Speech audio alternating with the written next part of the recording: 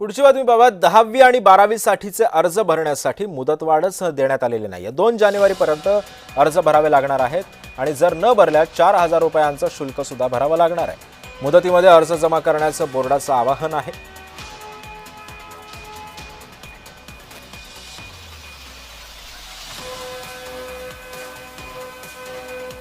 दरम्यान या संदर्भामध्ये बोर्डाने नेमकं काय काय म्हटलं ते आपण पाहतोय। 10वी आणि 12वी बोर्ड परीक्षेची अर्ज प्रक्रिया सध्या सुरू झालेली आहे। दिलेल्या मुदतीमध्ये म्हणजेच 2 जानेवारीपर्यंत विद्यार्थ्यांनी अर्ज भरावे। अतिविलंब केल्यास प्रतिदिन 50 रुपयांचं शुल्क आकारलं जाईल।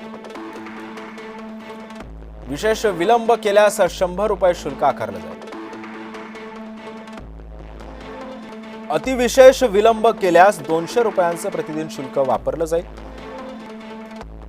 18 जानेवारीपर्यंत अर्ज केल्यास 4000 रुपयांचं पर्यंतचं शुल्क आकारलं जाईल। 12वी परीक्षा 10 फेब्रुवारी तर 10वीची लेखी परीक्षा 20 फेब्रुवारी पासून सुरू होईल। 2 जानेवारी नंतर मुदतवाढ दिली जाणार नाही।